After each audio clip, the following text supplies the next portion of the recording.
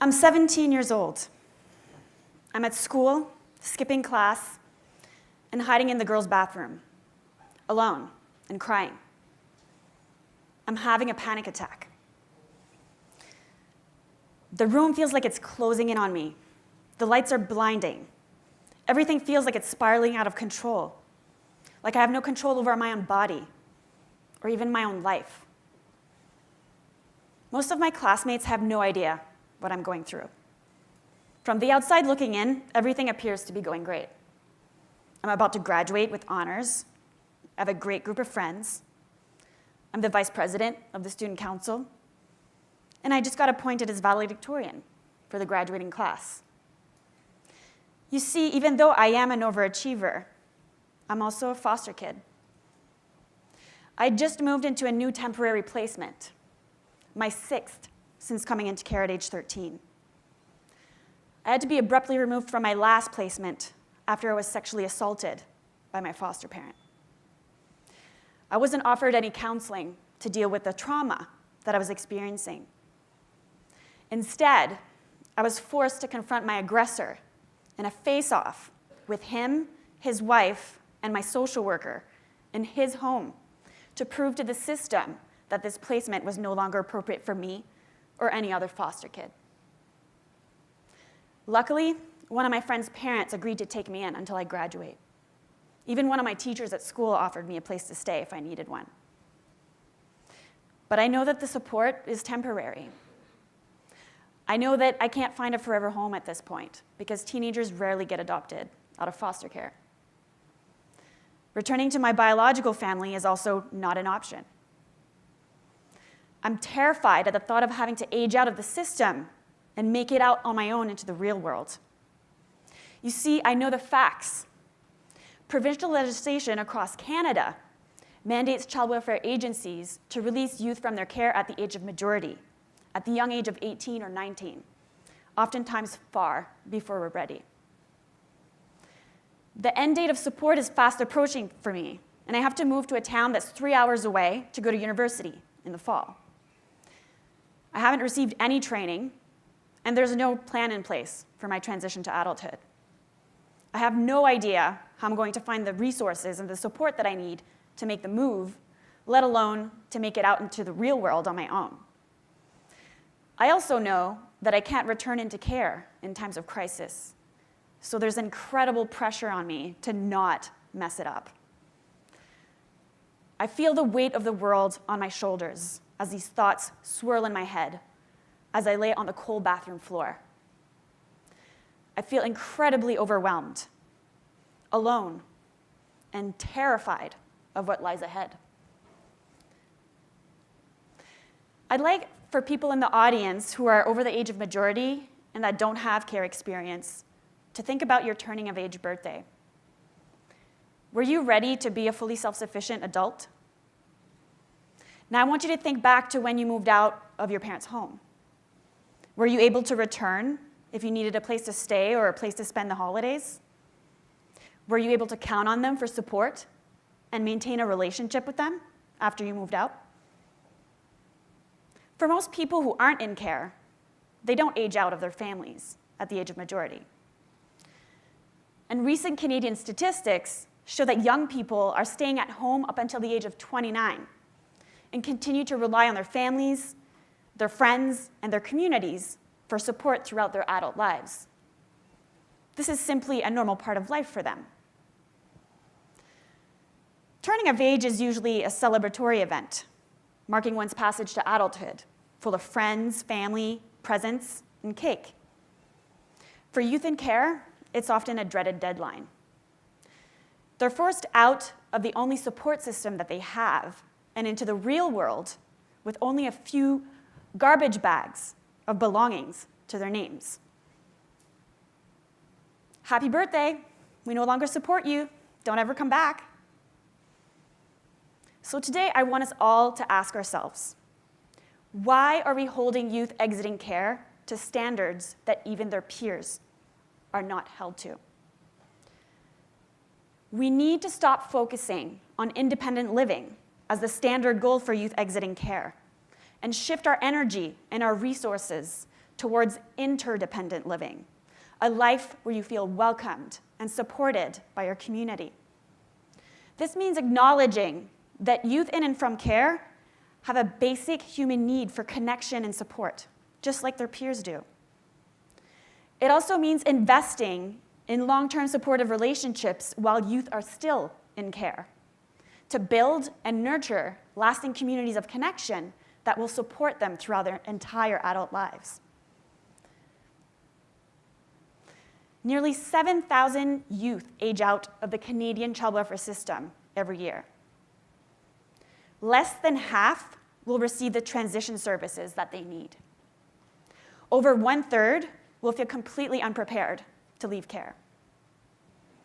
Most of them are either not involved in decision-making processes that affect their lives or are unaware of the existence of a transition plan.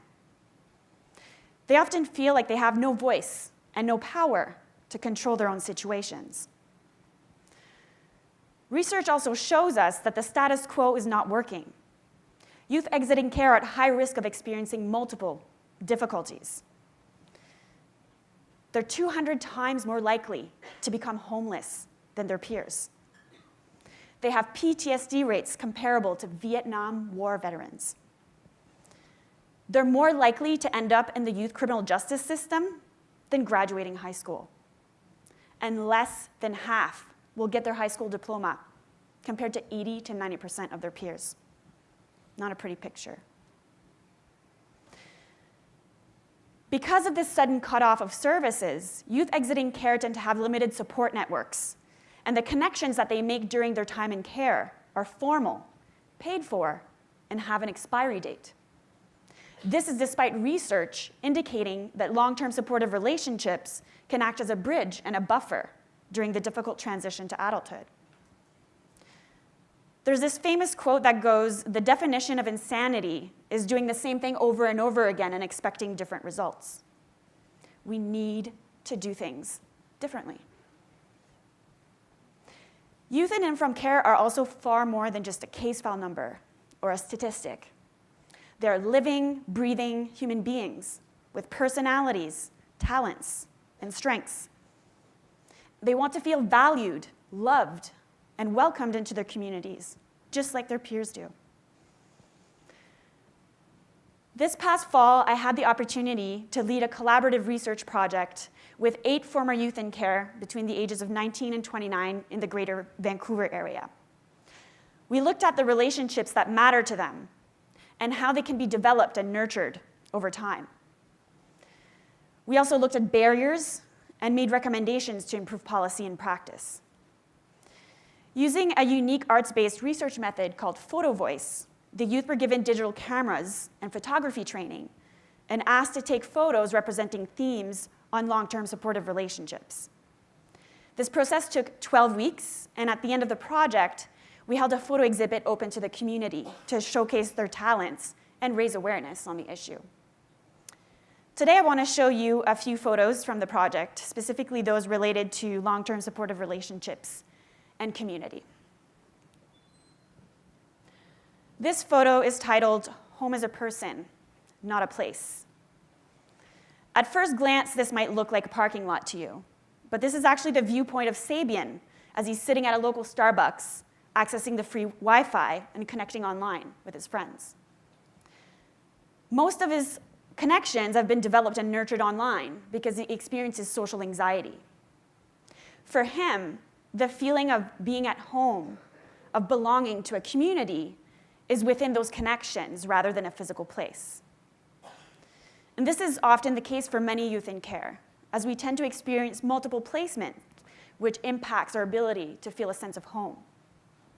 So we find ways to belong by developing connections in conventional and non-conventional ways. I can personally relate to this piece.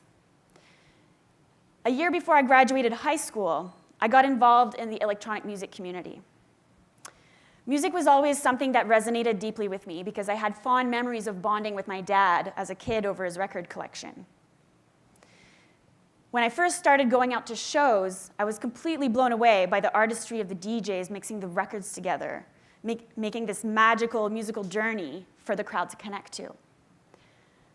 The people I met in this community were flamboyant, shamelessly authentic, and kind. I was welcomed with open arms and encouraged to truly be myself without judgment.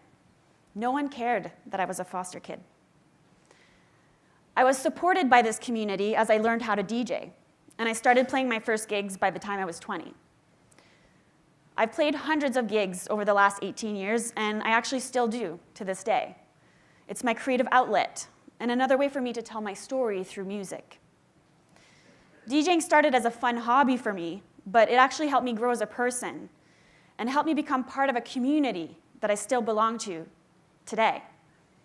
And it's the people within this community who helped me get through some of the toughest times of my life as I was aging out of care.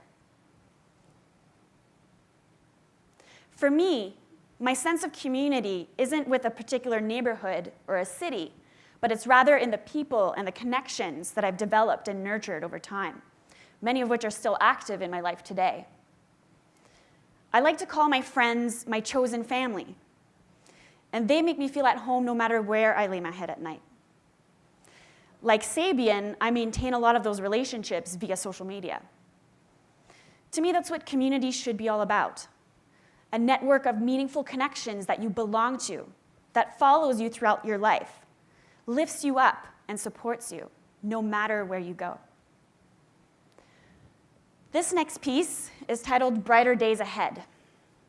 In this photo, Martha is looking at a group of alumni from CARE as they're getting ready to take the ferry from Vancouver to Victoria to participate in a march in front of the BC legislature for the rights of youth in and from CARE. For many, including Martha, this is their first time rallying together as a community to raise their voices and be heard.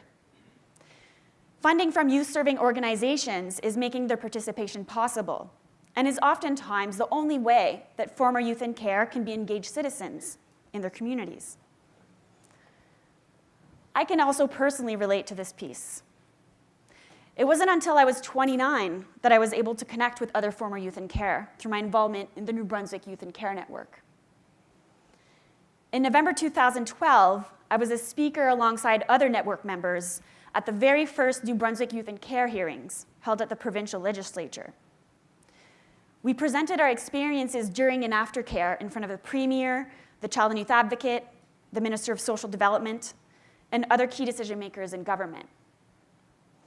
By the end of the day, there wasn't a dry eye in the House, and we were able to obtain government commitment to examine and implement our recommendations for change.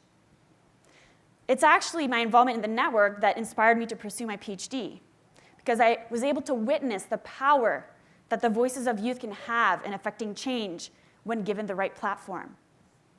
And after all, who knows what works and what doesn't work best than those who have lived through it? They say it takes a village to raise a child, but in reality, it doesn't stop at the end of childhood. It's a lifelong effort. We need to go further as a community and as a society, and rally around youth in and from care so that they can grow into healthy, thriving members of our communities. One of the key learnings from the work that I do is that it's so important to truly listen to the voices of youth from care. Give them platforms in their communities. Invite them as experts at decision-making tables.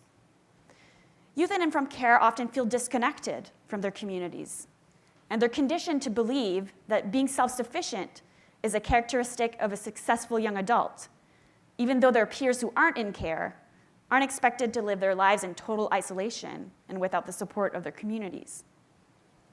We need to change this cycle of disconnection. We also need to reinforce that asking for and accepting help is not a sign of weakness, but it's rather a way for youth in and from care to nurture their basic need for human connection and invest in their own potential. This piece is titled The Light in Our Hearts. Jordan wrote a poem to accompany it, which I'll read out to you. This, to me, is the fire of my heart, keeping it burning is a delicate art. A gentle breeze, enough to put it out. Another light's gone, stirs nothing but doubt. Alone we suffer, but I know where to start. Together we're brighter, the light in our hearts. Jordan compares each young person from care to a delicate flame, one that needs care and nurturing to continue burning. When a single flame is isolated, it's at higher risk of burning out. But when many individual flames come together as a community, the light emanating from these flames becomes brighter, warmer, and stronger. For youth in and from care, meaningful and authentic connections with people who will give that extra mile to help makes the world of a difference. I'm living proof of that. From that social worker who put in that extra effort as I was aging out of care, to my friends who let me crash on their couches in my 20s, to their parents who opened their homes to me during the holidays so that I wouldn't be alone, to the DJs who helped me learn the craft and land my first gigs, to my bosses and my colleagues who believed in my potential and gave me opportunities to flourish. These connections forever changed my life and made me feel part of a community, part of something worth living for. So today I leave you all with a call to action. Take a chance, reach out, show kindness, and authentically connect with a young person from care. Help fuel their flame. It will only make your communities stronger and brighter. Thank you.